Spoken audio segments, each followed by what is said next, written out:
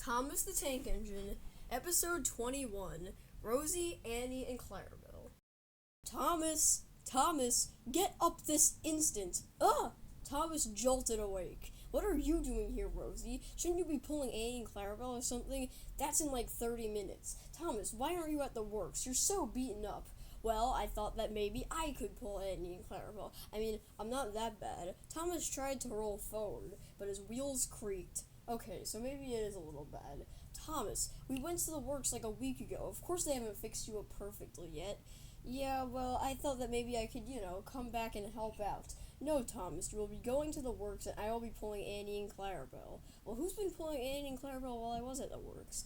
Well, Duck was for a couple days, and then for some reason they let James do it, and then they let Spencer do it, but I've been pulling it for the last 2 days. Okay, said Thomas, and Thomas went back into his shed. Call me when I'm needed. Ugh. Thomas went back to sleep, and Rosie left to go pick up Annie and Clarabel. Rosie rounded the bend and went into the vent knock. She saw James. She also saw Spencer doing a little tour. However, when Rosie puffed into the station, there was nothing there. She had to wait a good deal of time before Diesel shunted Annie and Clarabel into her. Ow! She said. Ugh, yeah, at least you got the coaches, said Diesel, and he puffed off. Diesel was in a foul mood as always. Rosie puffed around the bend with Annie and Clarabel. Annie and Clarabel tended to like Rosie. This trip, however, she had to do something different, a route she wasn't used to taking. She had to go through the yard to get to the Sodor lumber area as she was doing a tour. As she made it through the yard, she saw Percy. Oh, hello, Percy, she said. Oh, hello, Rosie. How are Annie and Clarabel treating you? They're treating me nice. Not as well as Thomas, I'm assuming. Yeah, they don't treat anyone as well as Thomas. Remember I got to pull Annie and Clarabel? Yeah, but that was like 10 years ago. It was like last year. Be quiet. Be quiet, Rosie. Okay. Well, I need to go now, said Percy, and he puffed off. Eventually, Rosie was able to make it through the yard in record time. She was about to make it to the Sodor lumber yard when she saw another truck. Hey, you're not supposed to be there, she said. I know, I'm supposed to be at the quarry. However, for some reason, Henry just left me here. I don't know if he forgot or he was mad at me. Well, I guess I'm gonna have to couple you to the end of my train. I'll bring you to the quarry when I'm finished with my tour. Okay, said the truck. Eventually, they coupled up and Rosie set off.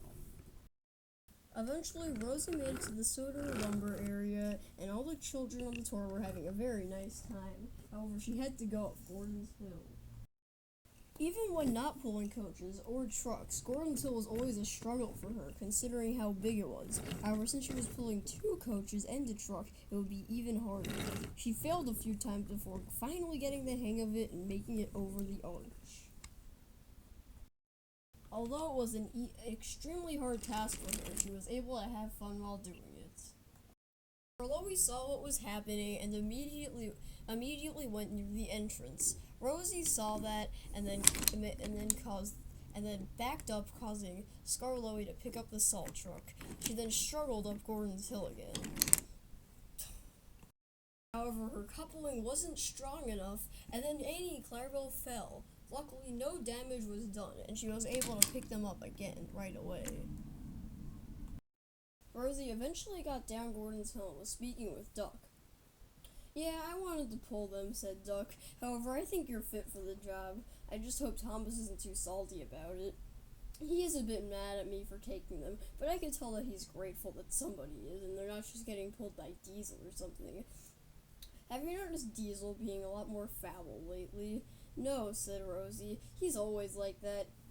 I guess. But he did try to rear-end me with Annie and Clarabel. Well, how else is he supposed to give you the coaches?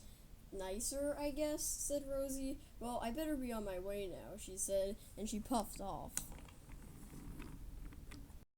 Eventually, she was about to make it back to Knapford Station as she puffed through the farm. She went under the grain loader and through the fields. She made it into Platform 2 at Knapford Station, and she saw Percy shunting some trucks into the siding there. "Oh, hello, Percy," she exclaimed. "Oh, hello. This has been one crazy day," said Rosie. "Really? How so?" Eventually, they got back to talking, and Rosie said, "Today has been crazy and just bizarre. I never thought that pulling Annie and Clarabel would be so hard." "Well, you did it twice before, right?" "Yeah, but this one was harder. I didn't know that Thomas had to do this all the time. I mean, those tours are definitely, hard. I mean, I never thought that going up Gordon's Hill with coaches would be a thing, unless you're Gordon, because usually Thomas's branch line doesn't take you to them." "Well, did you see this? Did you like the scenic view for the farm?" asked Percy. "Yes, I did," said Rosie. "It was very cool. I got to see all the animals, and a giraffe decided to lick my funnel." "Ah, well, that's an interesting experience," said Percy. "Well, I better get back to shunting in the yard, but I'll see you around." "Okay, goodbye," said Rosie. "Goodbye," said Percy.